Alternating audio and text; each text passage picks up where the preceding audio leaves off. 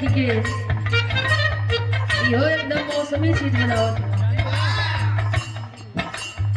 ना तोरो के लगता ठंडा है सब करा के लगता। हेलो हेलो हारमोनियम से ऊपर करा भैया। हेलो हारमोनियम हल्का डाउन करके रखबा चल जाए। हेलो हेलो चेक हेलो रह दो।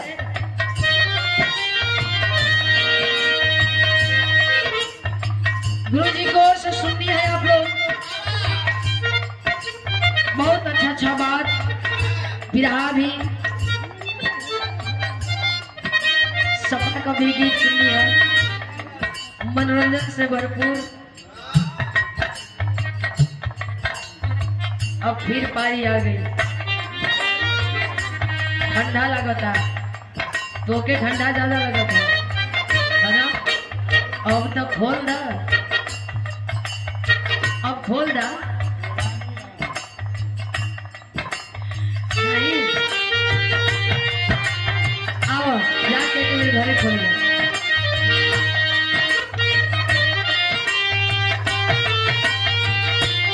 गौना करारे के बाद ब्याह हो गई। दुल्ही फोन कैलस कनिया जब फोन कैलस अपने बलमुआ की हाँ कहत बा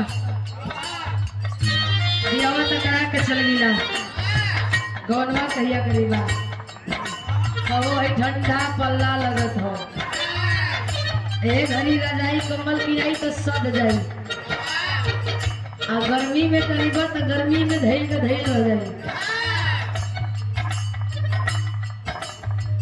गुरुजी कह दिया दुल्हन किए घड़ी अगर गौना करा लेबा तो सद जाई तो गर्मी में करीबा तो धैल के धैल रह जाई।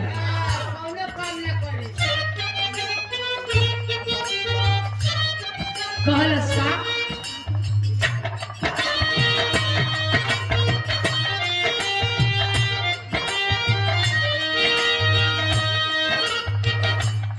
सैया जा एकदम निशाना से भले हुआ तुम सैया जा गवना करी थी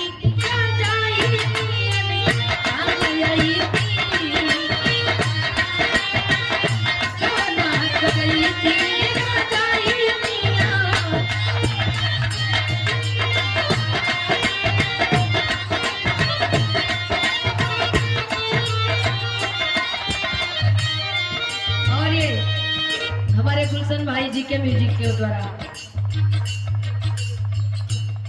आशीर्वाद दिया गया। पंखुड़ियों को था हुआ स्नेह और ये शानदार बहुत रुपया देकर के सम्मानित किया गया। सुबह को बुला के शाम को घरे लौट जाए तो के भुलाई ना कर जरा दे। बहुत सम्मान है प्यार है आशीर्वाद है आप लोगों को आपका भी गुलशन भाई स्नेह कह दिया दुल्हन सैया जा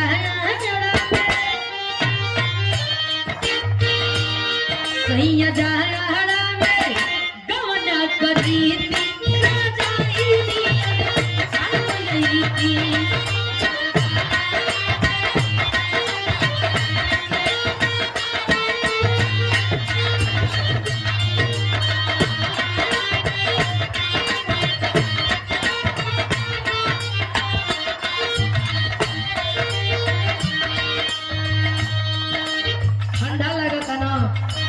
फोन करके कहती है बेचारी एक बात तो कहलस क्या कहती है भाई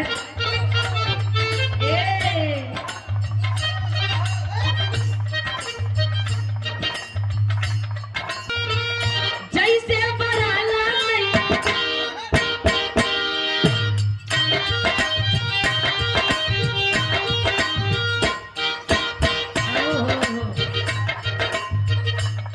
आओ आओ आओ ले लो जैसे बराला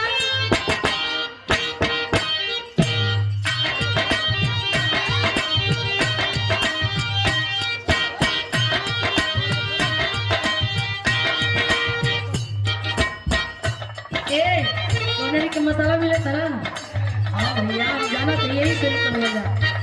जैसे बराला का बराला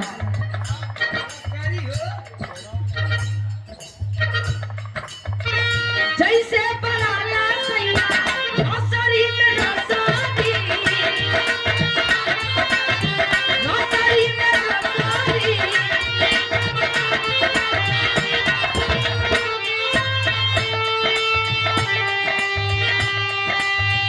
जैसे बराला सैया रसरी में रसरी ओ सही बसा के सुबह कंगरी में कंगरी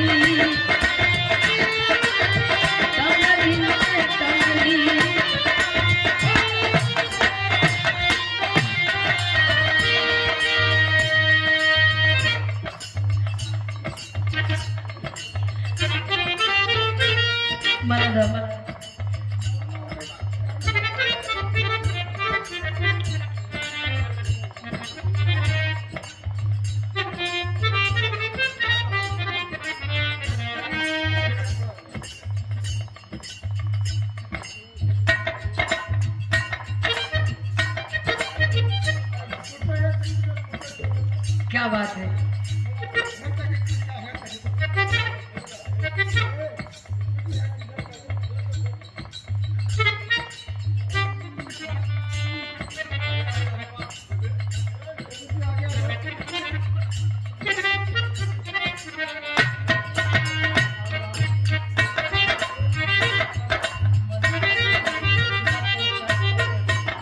राम सेवक यादव मीठापारा मनिहारी द्वितीय से जिला पंचायत सदस्य के उम्मीदवार हमारे महानुभाव के द्वारा ये सम्मान पंखुड़ियों मुधावासने है और ये सपा का आन बान शान और पहचान दे करके सम्मान किया गया। और हमारे मंच में गुरुदेव आए हैं राम सेवक यादव मीठापारा प्रत्याशी द्वितीय के जिला पार्षद के जिला पंचायत के प्रत्याशी मनिहारी द्वितीय से आशीर्वाद पुनः दिया गया। लगातार आशीर्वाद आवत बा यदि गुरु जी खातिर के एक बार जोरदार ताली बजा के सम्मान कह दें आप लोग। वाह ए जैसे बराला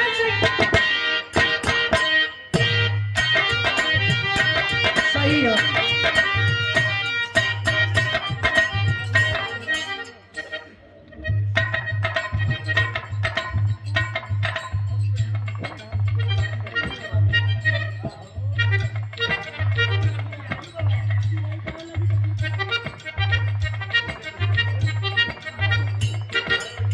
ए भैया ले ला तब जैसे बराला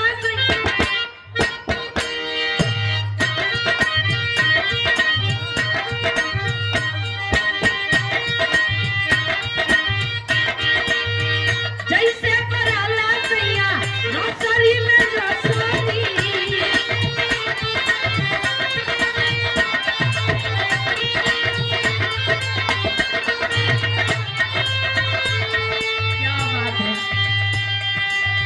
यह हमारे लिए बहुत बड़ा आशीर्वाद जिसका कोई मोल नहीं। गुरु जी के हाथों से हमारे मंच पे आकर के हमें आशीर्वाद मिला। इस आशीर्वाद का कोई मोल ही नहीं हो सकता है, कोई अंदाजा कोई कीमत ही नहीं हो सकता है। बस यही आशीर्वाद प्यार बनल रहे।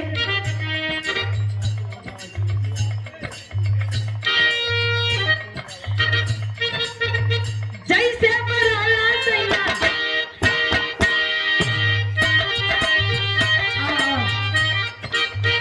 जैसे बराला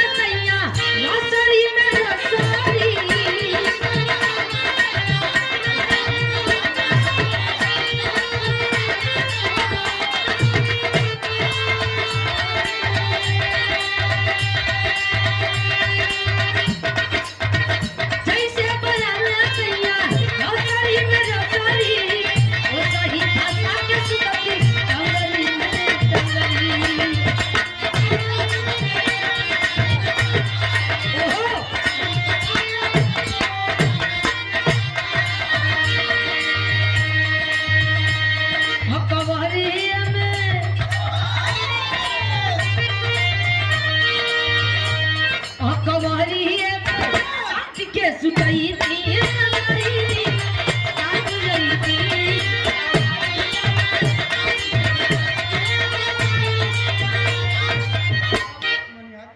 राम सेवक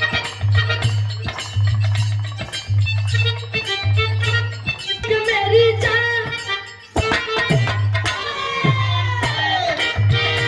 सलाम इश्क मेरी जान जरा तू भूल कर ले तू हमसे प्यार करने की जरा सी भूल कर ले कि ये दिल बेचैन ये दिल बेचैन ये दिल बेचैन है सफर के लिए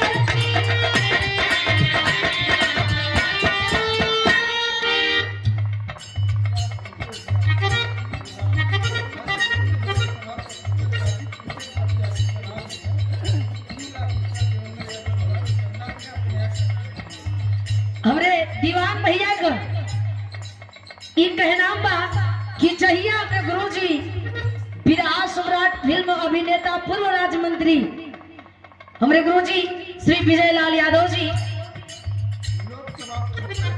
लोकसभा 75 गाजीपुर से प्रत्याशी अगर घोषित हो जाइए गुरुजी अगर प्रत्याशी घोषित हो जाइए भैया का कहना बा कि कार्यालय हम अपने पैसा से बनवाएंगे और 2 लाख रुपया चंदा हम देंगे। क्या बात है, वाह। हम फ्री में प्रचार गावल जाई एकदम गावे के पड़ी नहीं गावल जाई।